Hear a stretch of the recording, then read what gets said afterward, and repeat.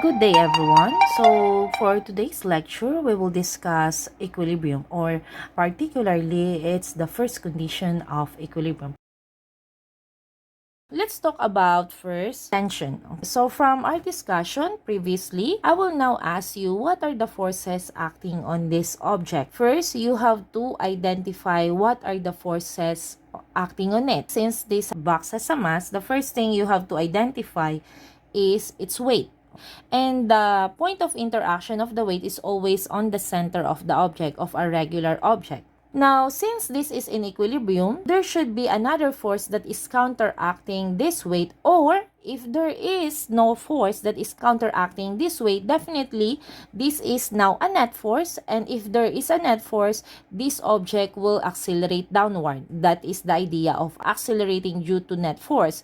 But since we will focus on equilibrium, so equilibrium means the state of balance, there should be another force that is counteracting this weight. Since there is a string here, we have to know that is the tension.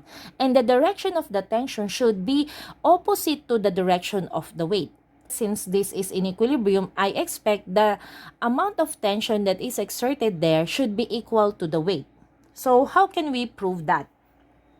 So first, if you have the system like this, so definitely we have to know what is weight. So if there are two forces in our system, so definitely we have to identify the magnitude and the direction of these two forces. So that is always the objective.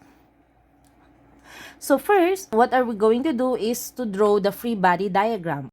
So for free body diagram, we will place all the forces in XY plane, and we will substitute the box as a dot. Just make it bigger so to emphasize. So instead of drawing this one, I draw the box just like this. This is now the weight, and there is another force which is the tension. So this is the force of the rope on the box, so that is going up. Okay, so this is the free body diagram. If there are two forces in our system, so definitely we have to identify the magnitude and the direction of these two forces. So to identify what are these forces, we will use the first condition of equilibrium, which is the summation of forces should be equal to 0. So again, there are forces along X, there are forces along Y, and there are forces along Z. Since we only have forces along Y, in which our direction is all forces that is going up should be positive, all forces that is going down, okay, from the origin is negative. Later on, if we have forces along X, all forces going to the right are positive, and all forces that are going to the left are negative.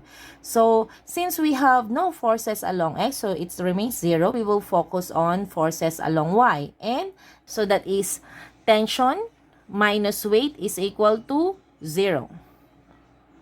And since the mass is always given, so definitely we can determine what is weight. So hence, tension is just equal to weight. And if we want to solve what is weight of this object, for example, the mass of this object is 10 kilogram, and we know how to get the weight. So that is weight is equal to mass times gravity. And if we will now substitute, so that is 10 kilogram times 9.8 meter per second squared. So that is, this is the acceleration due to gravity, and 10 kilogram is the mass of our box, okay, that is hung on the ceiling. The weight now is 98 Newton. So if the weight is 98 Newton, so definitely our tension is also 98 Newton. Okay, so this is the first case. Now, let's go to this second case. Okay, so for this one, let's talk about what are the forces that is acting on this type of system. So here, I have a box that is hung with this string, and there is a ring. There is a second string that is attached on the wall, and here there is another string that is attached on the ceiling. If we will look on the system, we have to identify first what are the forces on acting on it. So the first one is the weight, and the second one are three strings. So let's identify that as T1. So this is the string here as T1. Next is T2. So this is the string that is horizontal. and there is T3, and that is the string in diagonal position. If we will draw the free body diagram now, so we have here the free body diagram. So this is now our box. If we will just focus on the box, definitely we can only identify two forces acting on the box, because T2 and T3 are not directly connected to the box. So therefore, in this free body diagram, we will identify the forces acting on the box, and we will have another free body diagram, which is this one. The red one is the ring, and we will identify the forces acting on the ring.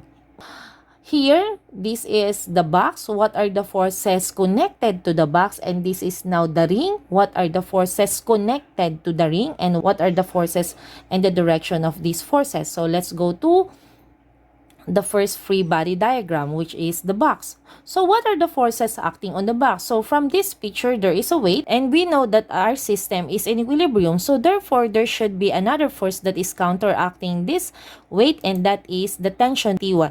And this T1 is going up because it should counteract this force of the weight, which is going downward. Okay, so hence, if we will look on the box, we have the force of the weight, which is going down, and the force of T1, which is going up. So that is the free body diagram for the box. Now, if we will focus now on the ring, okay, what are the forces acting on the ring? So here, we have T1, T2, and T3. So, since tension is always a pulling force, so T1 should not be going up. T1 should be going down. T1, the string should be trying to pull this ring downward. Okay, for T2, T2 should be going to the left, and for T3, it should be in this diagonal position. Definitely, there is a need for an angle. So if this is the given angle is in this direction, definitely we should know how to place that angle near to the origin. Okay, so because we will have to place these three forces on our free body diagram. So this one is T1, this is T2, and this is T3. So if this is the angle, theta, so definitely the theta here is along x, okay, near to x. So that is now the theta. So let's try to solve now what is weight, what is T1, T2, and T3. So let's start with the first free body diagram. Now for the first free body diagram, since we only have forces along y, so we only have T1 and weight. So here, the summation of forces is equal to 0. And since we have no forces along x, so we will leave it there. So that is just the force in x. And the force on y now are, the summation of forces on y should be equal to 0. Based on this free body diagram, I have T1 which is going up, and I have weight which is going down. So that is T1 minus weight is equal to 0. And since mass is given, so we can say that T1 is just equal to weight. Okay, so this is the general form of our formula for getting T1 in this type of system. Now for T2 and T3, okay, so let's try to solve T2 and T3.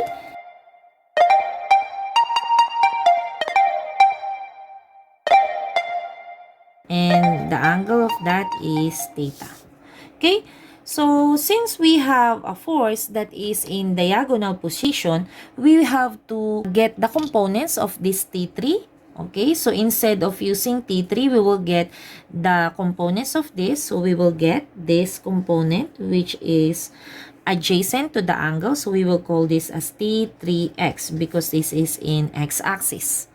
And for another one, for the y-axis, we will get the force of this, which is, okay, actually this is just the same with the, which is the opposite to the angle. So we will call this as T3y. So for this free body diagram, we have now four forces, that is T1, T2, T3x, and T3y. So our goal is to find what is T2 and what is T3. To identify what are these forces, we will use the first condition of equilibrium, which is the summation of forces should be equal to 0.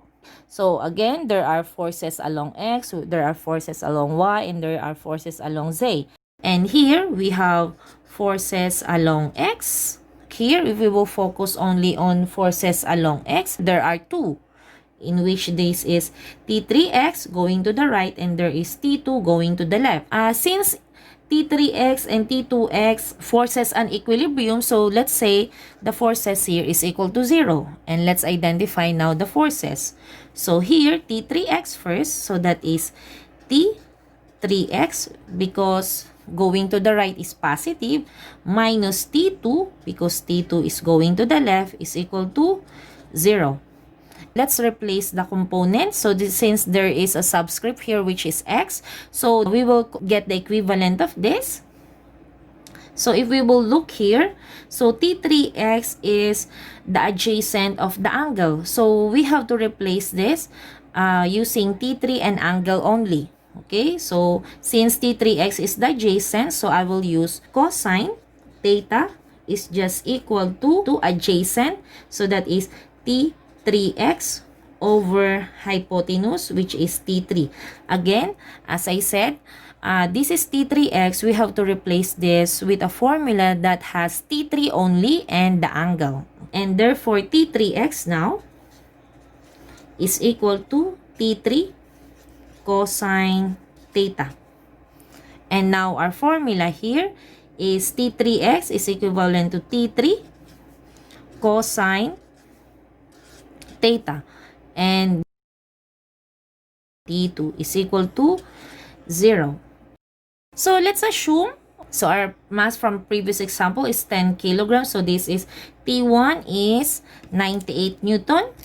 So let's say this is also 98 Newton from our previous example.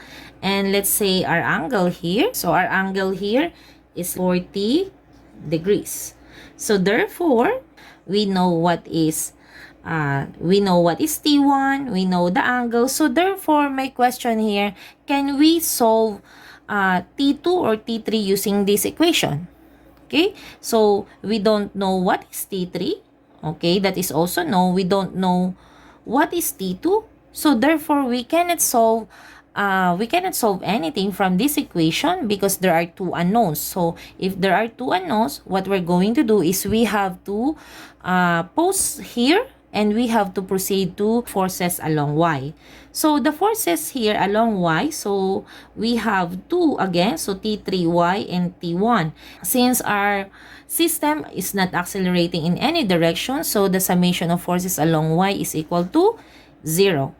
So the forces going up are positive, so that is T3Y, and the force that is going down is T1, so minus T1 is equal to 0. Again, all the components that has subscript, we have to replace that one, so that is T3Y, and T3Y, as I said, is just this one, which is the opposite of the angle. If it's opposite of the angle, so that is sine theta is equal to T3Y over T3. So therefore, T3Y is just equal to T3 sine theta. Okay, so T3Y is T3 sine theta minus T1 is equal to 0. And from this equation, let's ask ourselves, we have T3, so that is unknown. We know what is theta, and we also know what is T1 now. So therefore, from this equation, we can solve T3. So I have to derive this formula so that I have a formula in which that is equal to T3. So first, I have to transpose T1 on the other side. So T3. So T3 is equal, T3 sine theta is equal to T1. So once I transpose T1 on the other side, it will become positive. So I have to remove sine theta. So I have to divide both sides from sine theta. So this will be cancelled out. So T3 now, T3 is equal to T1 sine theta. And let's Substitute the given. So T1 is 98 Newton. And that is sine 40 degrees. T3 now. T3 is 152.46 Newton. Okay, so this is now our T3. Since we know T3, we can now definitely solve T2 because we know the value of T3. So, we will go back for our equation of forces on X, and let's solve T2. So, since T2 is negative, so I have to transpose T2 on the other side because the one that is unknown is T2, so it should be positive and there are no other variables beside T2. Okay, so that will be, if I will move it to the other side, it will be T3 cosine theta is equal to T2. Okay, so let's replace. So T2, it will be T3 152.46 Newton cosine 40, and T2 now is equal to 116.79 Newton. So this is now our T2. There is another method on how to solve the second free body diagram, okay? Because if there are three forces in a free body diagram, as long it's in equilibrium, we can form it into a closed triangle. But for the first free body diagram in which there are two forces only, so we cannot do something but to use the long method, which is the summation of forces along y is equal to 0. For the short method, we will just use the sine law, okay? So for the sine law, we don't need to get the components of T3, but what we're going to do is we have to connect these three forces into a head-to-tail method. Since we don't know what is the length of T2 and T3, so we will just do some assumption on their length. Definitely, we know their direction, so we will follow their direction. So it's either I will start with T1. So let's draw it like this one. So here, I have T1. Okay, so let's start with T1. And I will draw T3 first at the end of T1. So it's up to you what do you want to draw next. It's either T2 or T3, but in my case, I want T3. So let's assume this is 40 degrees. Okay, so this is now my T3. So this is my angle. So I have to draw T3 longer until it reach here because what I need is I have to close the triangle. We will just assume that their length. So what I did is I adjust my T3 so that if I will draw my T2, so the direction of T2 is from here going to the left, and we don't know how long is that yet. So we will just assume that their length, so that is T2. And in this case, this is now a closed triangle. Okay, so this is T1, this is T3, and this is T2. Okay, so let's try another diagram. Again, it's up to you how will you draw this. As long as you close the triangle, it's okay.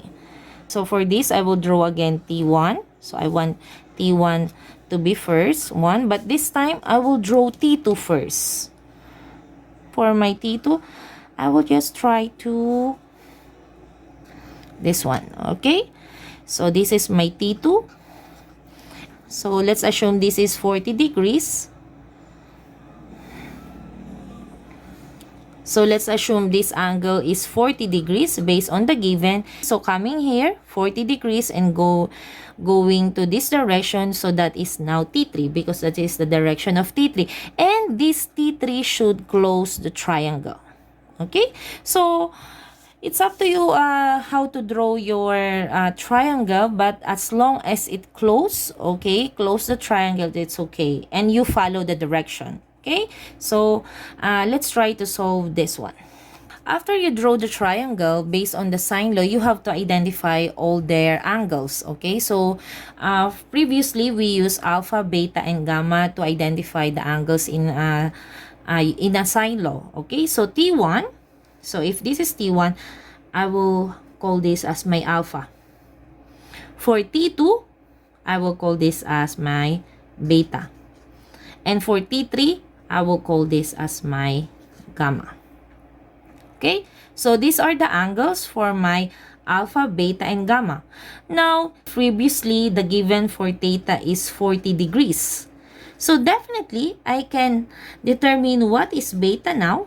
And for beta, since this is 90, this is 40, beta is 50 degrees. And if you will look, this is a right triangle. Okay, so if this is a right triangle, definitely gamma here is 90. If you cannot see that one, so for example, the rule in math, if this theta is 40, since this is this theta is the same in angle alpha, therefore alpha here is also 40. Okay, so alpha is also 40 degrees. If beta is 50, alpha is 40, definitely gamma is 90 degrees. So let's say gamma is 90 degrees. Okay, so from this, we will now use this to solve our tension. Okay, so let's review first what is the formula for sine law. So sine law is T1 over sine alpha is equal to T2 over sine beta is equal to T3 over sine gamma. So that is our formula. Since we know that T1 is 98 Newton, so we already completed here. So let's use this one and we will get T2 using this, okay, formula. So that is T1 over sine alpha is equal to T2 over sine beta. And to get T2, so we will just derive this one. So it will be T1 sine beta over sine alpha is equal to T2. And let's substitute T2 is equal to T1 is 98 Newton times sine, okay, sine beta, so that is 50 degrees divided by sine alpha, so that is 40 degrees. So the answer here, so the answer is 160.79 Newton. For T3, use T1 again. So that is T1 over sine alpha is equal to T3 over sine gamma. And that will be T3. So let's solve for T3. So that will be T1 sine gamma over sine alpha. So that is equal to T3. So let's substitute T3 is equal to T1 is 98 Newton again. Then sine gamma is 90 degrees divided by sine alpha, which is 40 degrees again. So here, T3 now is equal to 152.46 Newton. Okay, so if we will compare our answer from our previous answer using the long method, so they are just the same. So T2 is 116.79, T3 is 152.46 Newton. Okay, so this is for this example.